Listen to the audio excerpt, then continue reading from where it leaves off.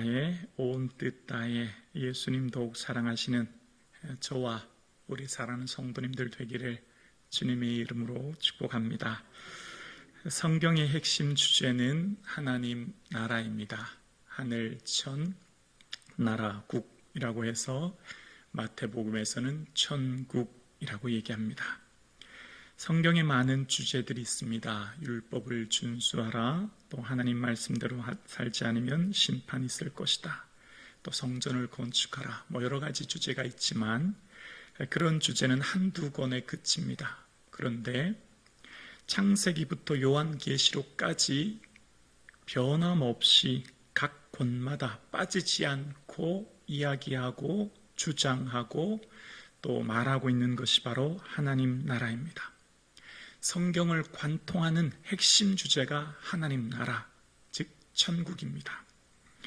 예수님께서 말씀을 선포하실 때 첫 번째 말씀도 하나님 나라였고, 예수님의 평소의 설교, 가르침, 대화, 사역, 모든 주제가 다 하나님 나라, 천국이었습니다. 예수님께서는 부활하신 후에 40일 동안 제자들과 함께 거하셨는데요, 40일이라고 하는 그 짧은 시간 동안 너무너무 귀중한 시간 아닙니까?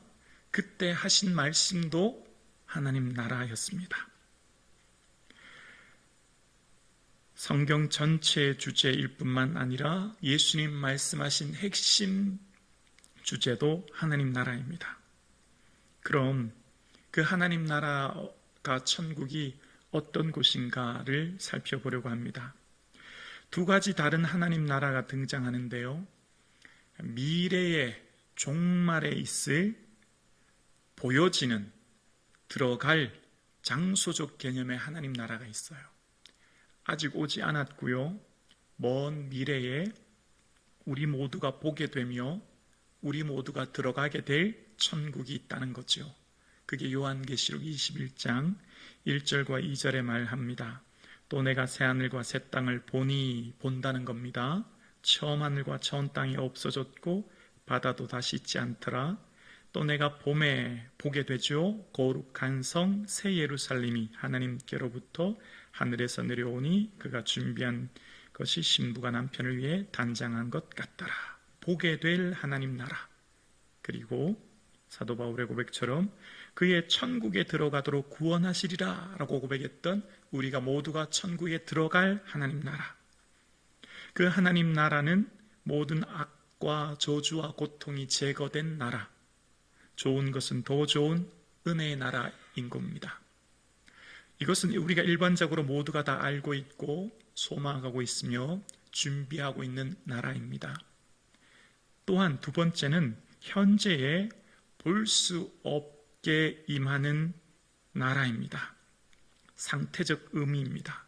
오늘 본문 누가복음 17장 20절에 바리새인들이 하나님의 나라가 어느 때 임하나이까 묻거늘 예수께서 대답하여 이르시되 하나님 나라는 볼 수 있게 임하는 것이 아니요 또 여기 있다 저기 있다고도 못하리니 하나님의 나라는 너희 안에 있느니라. 하나님 나라의 현재적 관점으로 볼 수 있게 임하는 나라가 아니라 우리 안에 임한 하나님 나라를 이야기하고 있습니다. 이것은 앞으로 우리가 들어갈 천국의 예고편과 같은 이 땅에서 그 영광을 경험하게 되는 하나님 나라입니다. 일제강점기 시대에 최건능 목사님, 본명은 최봉석 목사님이셨지요. 이분은 성령이 충만하셔서 늘 전했던 게 예수천당 불신지옥이었답니다. 지나다니는 사람마다 예수 믿으십시오, 천국 가십시오, 그렇게 늘 성령 충만하게 전하셨대요. 이렇게 식사하시다가도 그런 얘기를 하더라고요. 책에 보니까 보리밥에 상추쌈을 싸서 이게 입에 잔뜩 넣고 밥을 딱 먹으려고 하는데 앞에 보니까 아는 어떤 분이 지나가는 거예요. 그래서 이봐 아무개 아줌마, 예수 믿고 천국 가. 그래서 그 밥알이 앞에 있던 사람 얼굴에 확 다 튀었다는, 그만큼 성령 충만하셨다는 겁니다. 그래서 어느 날 길을 걸어가는데 저 멀리서 일본 순사 아시죠? 일본 경찰이죠. 말을 타고 오더랍니다. 그래서 예수 천당 불신지요, 예수 믿으십시오, 예수 믿으세요, 이렇게 했더니 말이 깜짝 놀라갖고 앞발을 들고 이 순사가 뒤로 떨어질 뻔했다는 겁니다. 그래갖고 이 순사가 화가 나가지고 이 영감탱이야, 천국이 있긴 어디 있어? 있으면 좀 보여줘봐. 이렇게 했더니 이 최은건 목사님이 그러셨대요. 천국 본점은 보여줄 수 없지만 천국 지점은 보여드릴 수 있습니다. 내 마음에 천국 지점이 있습니다. 이렇게 얘기했다는 겁니다. 우리 마음에 천국 지점이 있다는 겁니다. 주님의 성령님이 임재하시고 함께 하시는 삶. 그래서 우리 모두는 하나님 나라의 그 영광을 지금 이 땅에서 이미 이곳에서 맛보고 살아갈 수 있도록 은혜를 주신 거예요. 자, 미래에 보여지게 되고 장소적으로 들어갈 하나님 나라가 이제 이곳에서 예수님 오심으로부터 이미 이곳에서 시작되었습니다.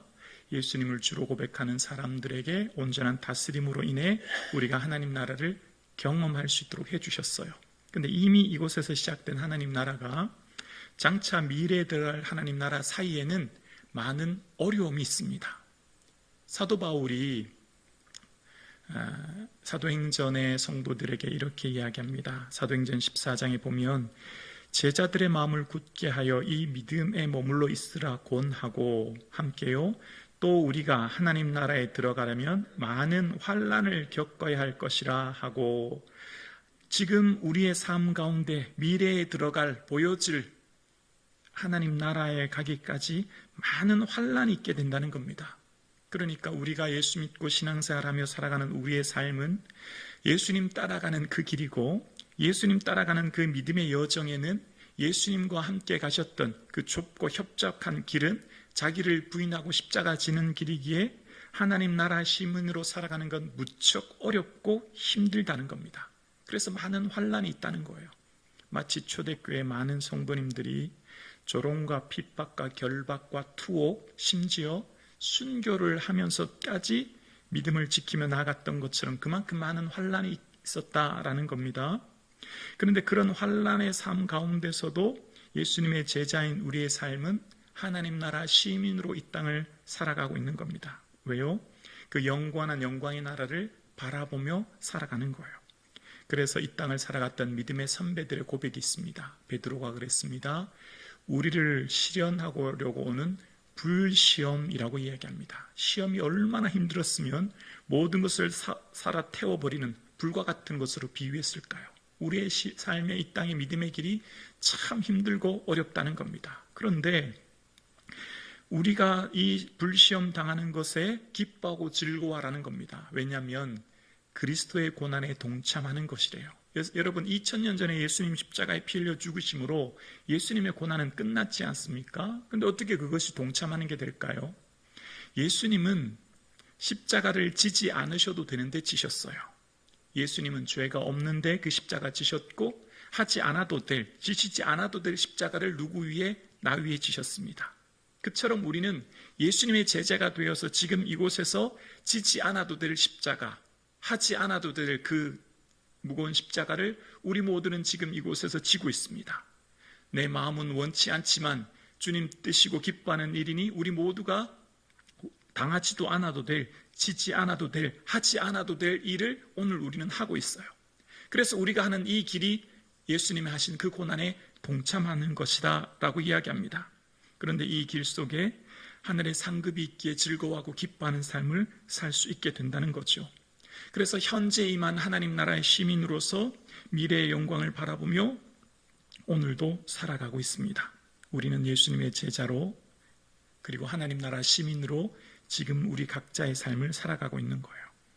그러나 이 길이 참 힘들고 어렵습니다. 시련으로 인해, 환난으로 인해 우리 모두는 참으로 지치고 힘든 삶을 오늘도 살아가고 있습니다. 오늘 함께 예배 드리시는 사랑하는 성도님, 각자의 여러분의 성도님들의 삶의 하루하루 얼마나 힘든 일상을 살아가고 있습니까? 성도님들의 삶을 한 분 한 분을 곰곰이 깊이 내려다보면, 살펴보면 아프지 않은 인생이 없고 눈물 없는 인생, 성도님 한 분도 안 계신 것을 깨닫습니다. 여러분, 우리가 걸어가는 이 믿음의 길이 참 우리를 지치게 하고 힘들게 하고 하는 것을 우리는 경험합니다. 여러분, 그런 거 경험해 보셨죠? 인생살이가 너무 힘들면 잠자리에 누울 때 내일이 좀 안 왔으면 좋겠다, 그런 생각이 듭니다. 너무 지치고 힘들면 그냥 오늘 밤 천국 갔으면 좋겠다, 그런 마음이 듭니다. 주를 위해 살아가고 내가 인생을 살아가는 짐이 너무 무거워서 이제는 못 버틸 것 같다, 그런 마음이 들 때 정말 우리 마음이 지치고 힘들 때가 한두 번이 아닙니다. 내가 지금까지 지내온 나의 삶의 뒤를 되돌아볼 때 내 인생은 왜 이런가, 뭐 하나 이룬 것 없는, 뭐 하나 업적 하나 없는 것 같은 허무함이 밀려올 때도 있습니다. 나는 누군가를 진심으로 마음을 다해 사랑했는데 오히려 그 사람은 나를 미워하고 내 의도를 왜곡하고 수근거릴 때 참 마음이 고통스럽습니다. 듣고 싶지 않은 말이 들려올 때 그 말이 비수가 되어서 며칠, 몇 달, 몇 년은 고통스러운 밤을 지내기도 합니다. 우리 모두는 참으로 각자 아프고 버겁고 힘겨운 인생을 살아갑니다. 내가 오늘 살아가는 나의 삶이 얼마나 지치고 힘든가는 주님만이 아시죠. 그래서 우리는 어떤 사람을 이야기할 때 겉모습만 보고 얘기하는 것은 참 위험한 것이라 생각합니다. 어떤 사람을 이야기할 때 보여지는 것, 단편적인 모습으로만 평가할 수 없기 때문이에요. 누군가와 깊이 교제하고 대화하여 그 사람의 과거의 슬픔과 아픔을 알고 나면 그 힘든 세월 어떻게 버티시고 이기셨나를 알게 됩니다. 참 대단하다 생각합니다. 그 사람을 새로 보이고 존중하게 됩니다. 그 전까지 단편적인 모습으로만 봤을 때 저 사람은 왜 저렇게 살지? 저 사람은 왜 저렇나? 라고 내가 함부로 생각했던 것들이 부끄러워집니다. 오늘 살아가는 모든 현대인들, 믿음의 성도들의 삶은 어쩌면 상처와 아픔과 눈물로 이 땅을 살아가고 있는 것을 봅니다. 남들 보기에는 아프지 않은 척, 괜찮은 척, 기쁜 척 하지만 사실 그 마음 깊은 곳에서는 다 눈물의 세월을 살고 있는 것이죠. 우리 모두는 참 시리고 아프고 고통스러운 인생을 살아가고 있습니다. 이렇게 고통스러운 시련의 삶을 보내는 사랑하는 성도님들을 오늘 이곳에서 예배드리시는 사랑하는 성도님들을 향해 주님은 응원하고 계시고 위로하고 계시고 격려하고 계신 줄로 믿습니다. 아무도 내 마음 몰라주고 나를 인정해 주지 않고 외면해도 주님은 그래 내가 네 마음 다 안다, 잘했다 칭찬해 주고 있습니다. 내 인생 내가 나를 볼 때 별로 내세울 것도 없고 보여줄 것도 없고 시시한 것처럼 보이나 주님께서는 단 한 번도 내 인생을 시시하다, 하찮다고 말씀하신 적은 없습니다. 오늘 주님께서는 우리 사랑하는 성도님들을 위로하고 계시고 격려하고 계시고 칭찬하고 계십니다. 여기까지 오느라 얼마나 힘들었느냐, 고생 많았다, 잘했다, 잘하고 있다. 사랑하는 자녀들아 너는 누군가의 기쁨이다 라고 말씀하십니다. 나는 쓸모없는 인생 같고 나는 이 세상에 살 의미가 없는 인생 같은 한심스러운 기억들이 가득할 때 나는 누군가의 짐이 될 것 같은 인생처럼 느껴질 때 주님은 말씀하십니다. 너는 나의 기쁨이라고요. 그래서 스바냐서 3장 17절은 이렇게 말씀하십니다. 우리 이 시간 우리에게 위로하시는 주의 음성을 함께 고백하실까요? 너의 하나님 여호와가 너의 가운데 계시니 그는 구원을 베푸실 전능자시라. 그가 너로 말미암아 기쁨을 이기지 못하시며 너를 잠잠히 사랑하시며 너로 말미암아 즐거이 부르며 기뻐하시리라. 아멘. 하나님이 우리 가운데 계십니다. 우리와 함께 하시는 거예요. 그리고 말씀하십니다. 얘들아, 나는 너로 인해 기쁨을 이기지 못한다. 나는 내가 얼마나 좋은지 모른다. 너 때문에 내가 기쁘고 즐거워 덩실덩실 춤이 춰진다. 괜찮다. 걱정하지 마라. 여기까지 오느라 고생 많았다 말씀하세요. 사랑하는 성도님, 괜찮습니다. 지금 그만큼 하신 것 잘하신 것입니다. 조금 더 못 배웠고 못 가졌고 못 이루어도 괜찮습니다. 나를 그곳에 보내신 분은 하나님이시고 그 하나님의 은혜로 오늘 여기까지 왔으니 내가 비록 내 자신이 볼 때 무능하고 부족해도 주님은 끝까지 나를 사랑하고 계시고 붙들고 계시기 때문입니다. 하나님은 나를 사랑하고 계시고 위로하고 계십니다. 괜찮다. 자책하지 마라. 그만하면 잘했다. 말씀하십니다. 오늘 함께 예배드리시는 사랑하는 성도님, 우리는 우연히 이 땅에 태어나지 않았습니다. 어쩌다가 그곳에 처해진 것 아닙니다. 오늘 나의 삶의 자리는 모두가 하나님의 은혜로 이루어졌고 하나님의 존귀한 자녀입니다.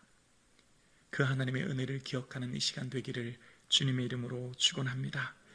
그래서 하나님 나라는 여기 있다 저기 있다가 아니라 너희 안에 있다 말씀하시고 예수님이 우리 안에 함께 하심으로 주님이 우리와 함께 동고동락하며 주님의 주시는 그 은혜 속에 거하라 말씀하시는 거예요. 이 세상에는 법치 국가가 있고 신정 국가가 있지요. 법에 의해 다스려지는 국가가 있고 신정, 종교에 의해 다스려지는 국가가 있지요. 대한민국은 대표적인 법치 국가 아닙니까? 법에 의해 다스려지는, 그래서 국민이 주권을 가지고 국민에 의해 선출된 지도자가 임기를 가지고 통치하는 나라입니다. 반면 이란 같은 나라, 이란의 공식 명칭은 이란 이슬람 공화국 아닙니까? 이란의 지도자는 이슬람 종교 지도자가 최고 지도자이지요. 대통령을 인준, 해임할 수 있는 권한을 가졌고 사실 대통령은 총리격의 자격이 있지 않습니까? 이슬람의 통치 원리는 종교입니다. 이슬람이라고 하는 종교. 대한민국의 통치 원리는 법인 거죠. 그 나라마다 통치 원리가 있습니다. 나라마다 독특한 원칙 하에 다스림을 받죠. 하나님 나라는 하나님의 말씀이 다스리는 나라입니다. 하나님의 말씀을 인정하고 예수 그리스도를 내 인생의 주인으로 고백하고 주님의 통치에 순복하는 사람들이 모두가 다 하나님 나라의 시민으로 살아가고 있는 거예요. 하나님 나라의 시민으로 살아가는 우리의 모두의 삶은 내면으로부터 주시는 은혜와 기쁨 속에 오늘 우리가 살아가는 겁니다. 오늘 우리는 하나님 나라의 시민인과 동시에 이 땅 나라의 시민이기 때문에 이 땅에서 좋은 시민이 되어야 합니다. 참으로 신실하고 좋은 이 땅의 참된 시민으로 살아가는 거죠. 동네와 지역과 이웃에서 좋은 관계를 맺는 시민으로 말입니다. 합법적인 정부의 권위에 준수하여 살아가는 것이죠. 인간에 세운 모든 제도를 순종하고 위에 있는 권세를 복종하라 말씀하신 것처럼 이 땅의 모든 법과 원칙을 준수하는 좋은 시민으로 살아갑니다. 동시에 우리는 하나님 나라의 시민입니다. 하나님께서 다스리시는 그 나라의 시민으로 오늘 우리는 살아가고 있어요. 세상 나라의 통치 원리는 권력에 의한 지배, 힘에 의한 지배, 법에 의한 지배이죠. 위로부터 아래로 지배하는, 어쩌면 힘에 의해 지배되는 세상입니다. 그러나 하나님 나라의 지배 원리는 사랑과 섬김에 의한 지배입니다. 자기를 낮추고 희생하는 원리로 말미암아 작동하는 나라입니다. 그래서 주님께서는 이 땅에 자신을 대속물로 주로 오신 주께서 우리의 모범을 보여주신 거예요.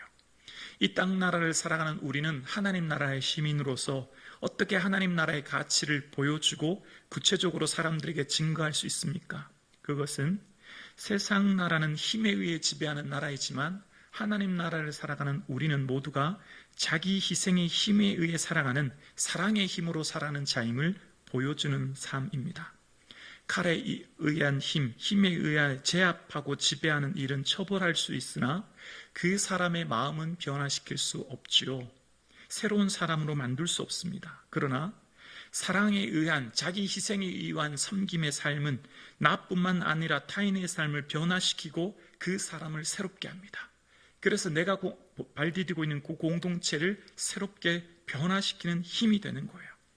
그래서 예수님을 따랐던 많은 제자들은 예수님에 대해서 오해했을 때에 서로 누가 더 크냐 생각하고 누가 예수님 오른편 왼편에 앉을까 생각했지만 예수님께서는 말씀하십니다. 으뜸이 되고자 하는 자는 종이 되어야 한다고요. 그것이 바로 하나님 나라의 시민의 원리입니다. 일상의 삶에서 낮아지고 자기 희생의 삶을 살아가는 삶, 그래서 그 삶의 모습 속에서 삶의 자리에 있는 모든 이웃들에게 그리스도의 선한 영향력이 드러나는 삶, 일상의 삶 속에서 자연히 배어나오는 삶을 살아가는 것, 그것이 성도예요. 직장에서, 마트에서, 시장에서, 운전할 때, 옆집 아줌마와 대화할 때 모든 순간에 하나님 나라가 자연스럽게 배어나오는 삶을 살아가는 거예요. 그래서 일상의 삶을 통해서 많은 사람들의 우리를 보며 하나님 나라를 보게 되는 겁니다. 제가 유치한 설명일 수 있지만 이런 예를 한번 들어볼게요. 이제 아침에 일어나서 씻고 출근합니다. 지하철을 타고 가면서 피곤한 몸인데 기분을 좀 달래볼까 생각하면서 유튜브를 펼칩니다. 쇼츠와 같은 짧은 영상을 보면서 잠깐 즐겁게 갈까 생각하다가 생각을 바꿉니다. 그래도 나는 하나님의 자녀이니 찬양을 들어야 되겠다. 잠깐 마음을 바꿔서 찬양을 들으면서 출근합니다. 그랬더니 피곤하고 지친 직장 생활에 잔잔한 평화를 얻게 됩니다. 출근을 했습니다. 출근하자마자 앉았는데 부하 직원이 보고 서류를 가져온 거예요. 봤더니 보고 서류가 엉망인 겁니다. 대충 성의 없이 얼렁뚱땅 해온 겁니다. 그래서 막 화가 치밀어 오는 거예요. 속으로 당장 야, 너 그동안 뭐 했냐? 너 이따위로 보고서 만들려고 했냐? 라고 말할 수 있지만 생각을 바꾸어서 참는 겁니다. 아, 나도 예전에 이렇게 대충 했었지 생각하고 내가 대신 초안을 작성해 줍니다. 보고서는 이렇게 쓰는 거다. 이렇게 하면 좀 더 쉬울 거야. 가르쳐 주는 겁니다. 하나님 나라의 시민으로서 자기 희생적 삶을 사는 거죠. 바쁘게 오전 업무를 마치고 점심 식사를 하고 커피 한 잔을 놓고 오후 업무를 시작합니다. 그런데 차장님이 부르시네요. 갔더니 서류를 던지면서 그 부서의 성과가 왜 이러냐고, 이럴 것 같으면 당장 때리치우라고, 당장 그만두라고 소리칩니다. 속으로 막 속상하고 화나게 납니다. 옛날 같으면 그래 천년만년 부장을 먹고 살아라 삐리리 욕할 수 있지만 참습니다. 생각을 바꿉니다. 그래 어쩌겠나, 부장님도 차장님도 부장님한테 얼마나 달달 볶았길래 나한테 이러시겠나 생각을 바꿉니다. 그랬더니 마음이 좀 덜 불편합니다. 그리고 퇴근길에 다시 오는데, 운전해서 오는데 앞차가 갑자기 확 끼어드는 겁니다. 안 그래도 오후에 부장님한테 스트레스 받아 짜증나는데 창문 내리고 소리를 확 지르고 빵 경적을 울릴 수 있지만 또 참습니다.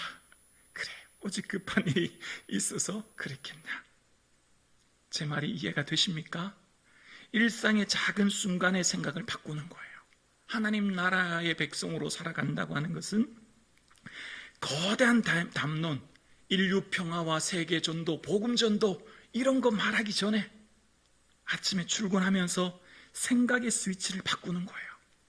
우울한 생각, 불안한 생각, 내 자녀들의 미래 앞으로 어떻게 하지? 불안에 밀려올 때 생각의 스위치를 바꾸는 거예요. 지금까지 하나님 지켜주셨는데 그래 하나님 지켜주실 거야. 맡기는 거죠. 내 마음속에 밀려오는 과거의 상처 때문에 내 마음이 확 다운되고 우울할 때 생각의 스위치를 확 바꾸는 거야. 찬양을 들어야 되겠다. 찬양을 불러야 되겠다. 바꾸는 거예요. 그러면서 이렇게 고백하는 겁니다. 이렇게 고백하는 거예요. 하나님께서 다 하셨습니다. 하나님께서 하고 계십니다. 하나님께서 다 하실 것입니다. 우리 한번 이 고백 따라해 보실까요? 처음부터요. 시작. 하나님께서 다 하셨습니다. 하나님께서 다 하고 계십니다. 하나님께서 다 하실 것입니다. 그렇습니다. 문득 밀려오는 생각으로 마음이 우울하고 불안하고 염려가 되어서 내 마음이 낙심될 때 하나님께서 다 하셨지? 하나님이 하고 계시지? 하나님이 다 하실 거야. 과거를 은혜로 내다보고 현재를 감사하며 미래를 소망으로 바라볼 수 있기를 주의 이름으로 축원합니다. 이게 하나님 나라의 시민의 작동 원리예요. 이게 하나님의 나라의 삶에 살아가는 백성들의 고백이에요. 하나님이 다 하셨습니다. 하나님이 하고 계십니다. 하나님이 다 하실 것입니다. 걱정하지 마십시오. 여러분이 그토록 염려하고 걱정했던 일 때문에, 여러분 그것 때문에 좌절하고 넘어져서 실망해서 여기까지 못 오셨나요? 아니잖아요. 다 넘어오셨잖아요. 힘으로 되지 않고 능으로 되지 아니하고 오직 주의 성령으로 인도함 받는 줄로 믿습니다. 우리를 부르시는 이는 미쁘시니 그가 또한 이루시리라. 주님이 이루실 것입니다. 주님이 다 하실 것입니다. 걱정하지 마십시오. 우리의 아버지는 하나님이십니다. 만물을 창조하신 전능하신 하나님이 우리의 아버지시고 그 아버지가 오늘 나를 여기까지 인도하셨으니 하나님을 바라볼 수 있기를 주의 이름으로 축원합니다. 그래서 그런 생각이 들 때 휴대폰을 펴시고 찬양을 듣든지 부르든지, 뭐라고요? 찬양을 듣든지 부르든지, 그게 내 마음의 스위치를 바꿀 수 있는 방법이에요. 할렐루야 찬양하세. 내 모든 죄 사함 받고 주 예수와 동행하니 그 어디나 하나님 나라. 아멘이십니까? 슬픔의 생각, 과거의 아픔의 생각, 수많은 생각이 밀려올 때 찬양을 듣든지 부르든지 결단하십시오. 그것이 그 슬럼프에서 빠져나오는 방법입니다. 여러분 걱정하지 마십시오. 매 순간마다 여러분의 삶이 낙심되고 과거를 돌아보니 이룬 것 없는 공허함이 밀려올 때, 내 삶이 지치고 힘들고 어려울 때, 정말 밤에 눈을 감을 때 오늘 밤 아니 내일 아침 안 왔으면 좋겠다라는 너무 큰 아픔이 밀려올 때 기억하십시오. 하나님 하셨음을 바라볼 수 있기를 주의 이름으로 축원합니다. 그렇습니다. 하나님 나라의 시민으로 살아가는 것, 지금 이곳에서 하나님 나라를 누리며 살라 말씀하세요. 저 영원한 천국에 들어갈 보이는 하나님 나라에 살 때까지 이 땅에 우리를 내버려 팽개치고 이 땅의 삶을 버려두도록 우리를 그냥 방관하시는 하나님이 아니에요. 환난이 있기에, 고난이 있기에, 어려움이 있기에 주님께서는 우리와 함께하여 주시고 우리의 삶에 동행하여 주시고 위로하여 주고 계신 거죠.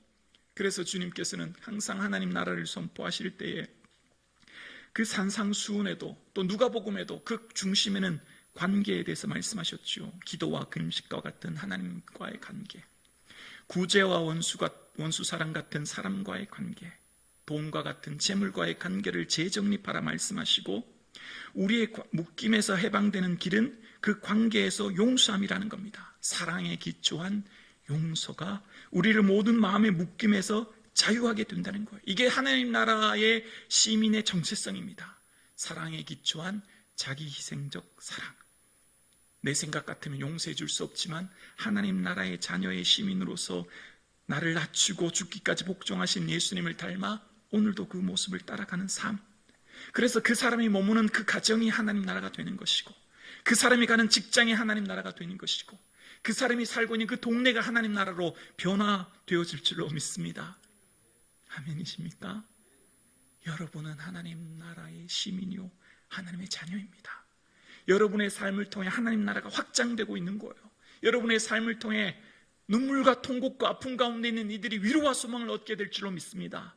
여러분의 삶을 통해 생명이 선포되고 있습니다.